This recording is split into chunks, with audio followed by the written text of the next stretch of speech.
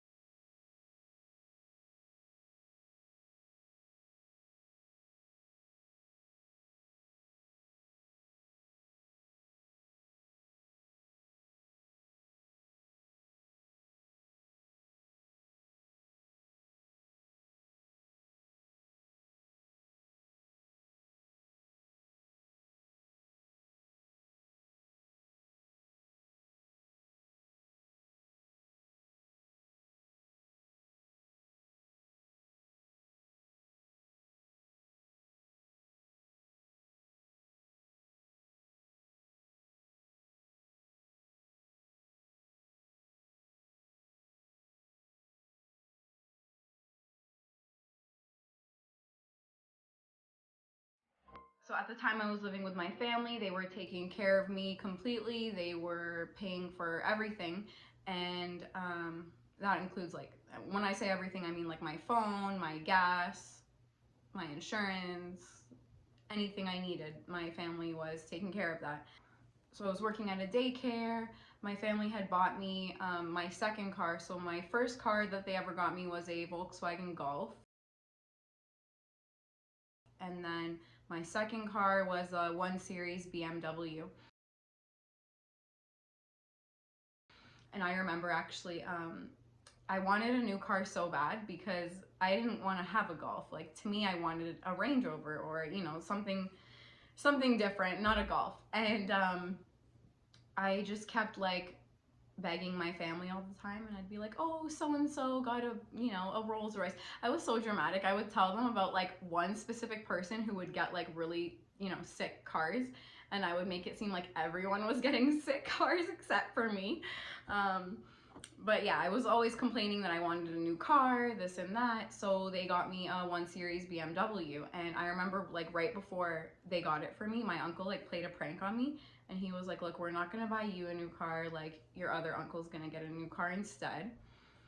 And like, it's so funny because I was like, oh yeah, that's okay, I understand. Tears were rolling down my face. I was like, yeah, it's okay, it's okay, I don't need a new car. And I just like couldn't even hold it in. I was crying, and now I look back and I'm like, oh my goodness, what a brat.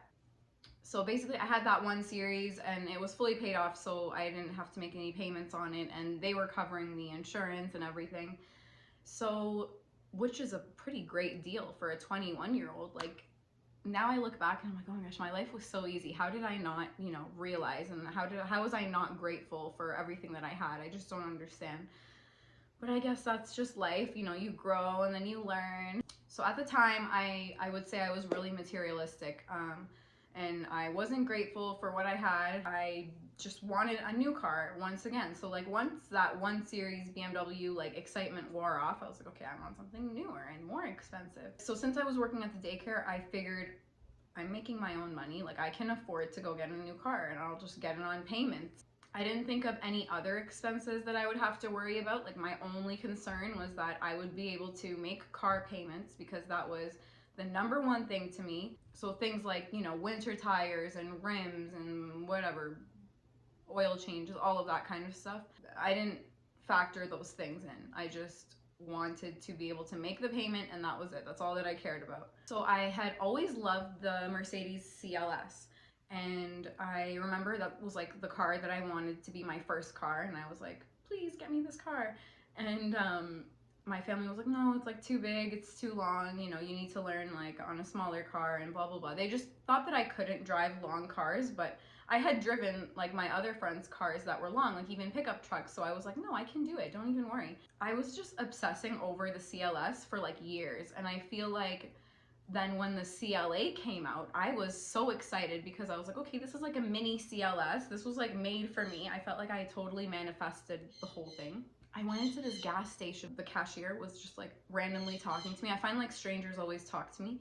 And he was like, you know, if there was one mistake that I ever made in my life, It was that I didn't spend my money the way I should have. And now I'm an old man and I can't, do the things that I would have liked to do when I was younger. And he was like, we only live for a short amount of time and you never know when your life is going to be taken from you. So just don't view money as such an important thing. If you have it, just spend it. And I was like, you know what, you're right. I really do need a new car.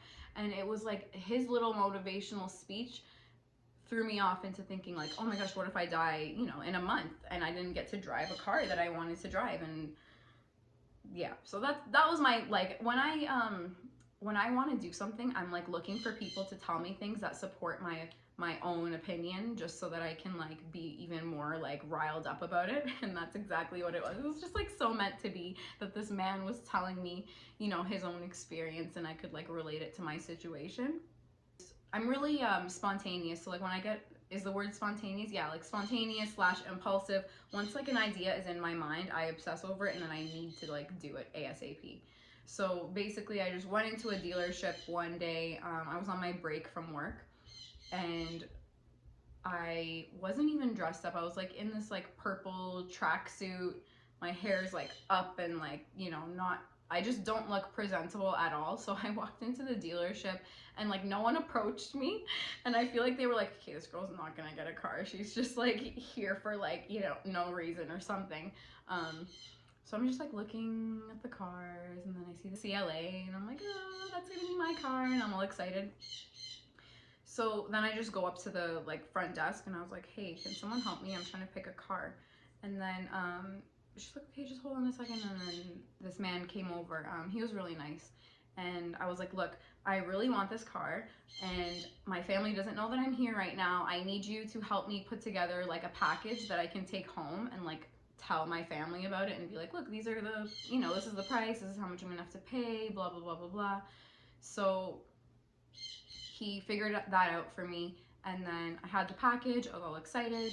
I went home and I talked to my family about it, and I remember being just like super excited and just all bubbly, like, yes, I want this car, I can afford it, don't worry, I'm gonna take care of it, blah blah blah. And I remember one of my uncles asked me, he was like, are you sure you can afford this? And I was like, yeah, for sure.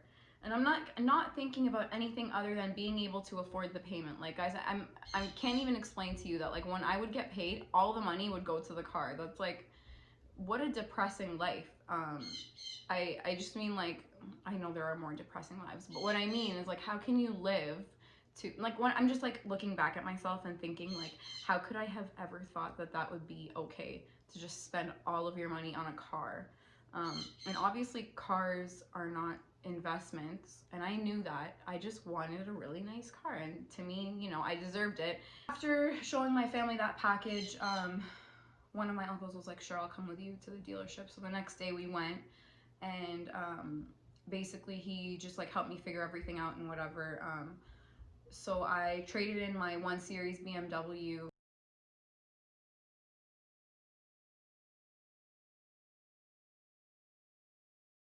And then the rest of the amount that was owing, it was like $50,000 because I added on some extra features, like some like coat that like is supposed to prevent chips, and I think I got a tint, and I prepaid for like some oil changes or something. You can like split it up into the overall payments, so that's what I did. And yeah, so it totaled up to like, I think 50,000 or maybe like 52, something around that. And yeah, and then it was just about waiting to get the car. So then I got the car, it was red, and I loved it so much, and I just like felt so good, and all of my friends were like, oh my gosh, your car's so cool, blah blah blah. And just like hearing that was like making me even more excited. And then soon after, the excitement wore off and I wanted another new car. And I was sick of this car and I wanted, something more expensive and blah, blah, blah. It's just like this endless like feeling, when you're materialistic, it's like you're never fully fulfilled because there's always something new and there's always something more expensive, and you're never gonna have the most expensive thing in the world. So it's like, you're just gonna go crazy trying to chase after these things that aren't actually important, but I feel like, you know what, like bravo to like all these like marketing experts, because you guys did a great job at brainwashing me into making me want all of these expensive things, you know, especially back then. I feel like now I'm a lot different. I still want nice things, but I can like prioritize, I guess is the right word. Like you have to learn to prioritize. And I listen to Gary Vee a lot, and he talks about how it's ridiculous to do this kind of stuff, you know, like spend all your money on an expensive car that you can't even actually afford to impress other people. And I mean, for me, it's not just about impressing other people, it's for myself too, because I was so brainwashed. Like it would satisfy my own ego, I guess. Um, and yeah, I think I've heard him say that if you can't, or maybe it wasn't him, I've just heard a saying that says if you can't afford to buy it twice, then you can't afford it. So I definitely couldn't afford to buy it even once in cash. So it was just like payments. So realistically, I couldn't afford it. That car were taking up pretty much my entire paycheck. Like I was barely left with anything. And I remember this one month, everything was like, things were tight. I think I like spent most of the money paying my Visa bill or something along those lines. And I had to borrow money from my boyfriend at the time to pay for the car. And it's like, he was so sweet. He lent me the money and everything, but it's still like not an appropriate thing because I shouldn't have the car if I can't actually afford it. And I had a car that I didn't even have to pay for, which was still a nice car. It was a 2009 1 Series, and you know, my family paid it off. Sometimes like you ruin what you already have going on because you're trying to chase after something else that you think is better, but really, I mean, when I look back, I'm like, oh my goodness, if I had just kept my 1 Series and saved all of that money, or even used it for other things, but let's just say saved it, um, I would have had a lot of money saved up right now. And I'm sure I could have done smarter things with that money, like use it to open up a business or take some courses and, you know, expand my knowledge and blah, blah, blah. Like there are so many things you can do.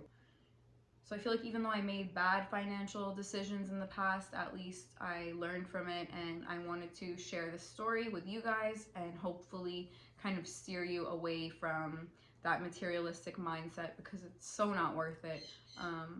If you have the money, go and like splurge, but I feel like most 21-year-olds don't actually have the funds for that kind of, you know, car and the repairs for it and blah blah blah. Like I couldn't even buy rims and winter tires. My family did that for me. So obviously I'm super thankful for them. I couldn't have even gotten the car itself if it wasn't for them buying that BMW for me, because then I traded it in. So yeah, I'm really thankful. Thanks to my family for helping me my entire life. I totally appreciate it.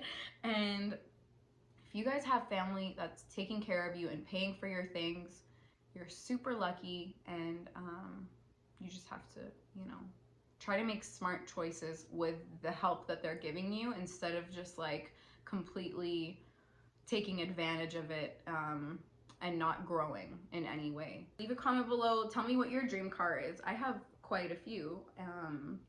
And you know what? I have a hard time with this because I always debate with myself. Like, if I had a lot of money, would I go out and buy a Rolls Royce? Because like half of me says yes, and then the other half of me is like, no, you can get a, you know, more affordable car, and then the money that you were going to spend on a Rolls Royce, you can go and like donate it to charity, or, you know, do all kinds of other things with it that would benefit the world. I feel bad for having these thoughts. I feel bad that I want a Rolls Royce. I feel bad that I want a Bentley. I feel bad that I want a Bugatti and a Lamborghini and blah, blah, blah, blah, blah. The list can go on, because I feel like I could be helping other people with that money. But I hope one day that I'll like reach a point where I can have so much money that I can do both. But then even if I could do both, the fact that I am buying, like the fact that I am spending money on expensive cars would still be taking away from other people that I could be helping. So it's just a major debate for me. It's like, I remember my grandpa, my grandpa's had like all kinds of cars in his life, like very expensive ones, and he even had a Rolls Royce and stuff back then. And as he got older, I remember he told me, you know, a car is just supposed to get you from point A to point B, which I understand. and I agree.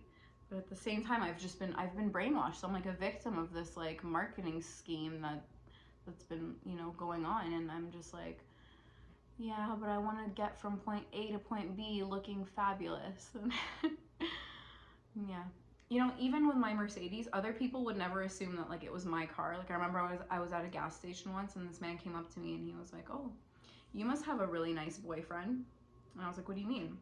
And he was like, "Oh, I just assumed he bought you this car." And I was like, "No, I bought this car for myself."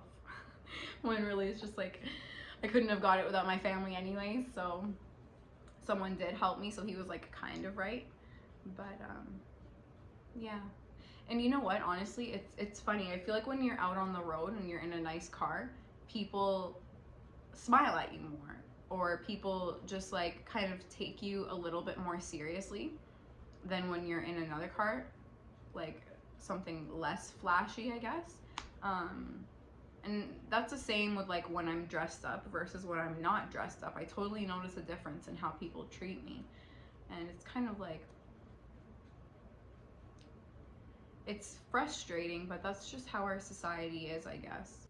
So that's my little chat about my car. I know I haven't recorded videos in a little bit. It's because this month has just been hectic. Me and the kids have been sick on and off, and then I don't know what's been going on with me, but I'm like going to bed at like 8 or 9 usually. Like I put the kids to bed and then I just fall asleep, and usually I try to record when they sleep, so it's just I just haven't been recording because I've been so tired and like sick and sleeping and stuff. But I'm not gone. I'm trying to make some more content. It's just a little bit hard because I'm a single mom and I don't have too much support with the kids and stuff, and throughout the day I can't record for sure because they're totally going to be making tons of background noise, and I find sometimes they're more needy than other times. And this past month they've just been extra needy, so I had to, you know, prioritize my kids over videos, of course, and just wait until it was the right time to record again. Really appreciate you watching my videos, and I hope you can subscribe, like, comment, follow me on Instagram. I have all kinds of split tongue videos and all kinds of other things too.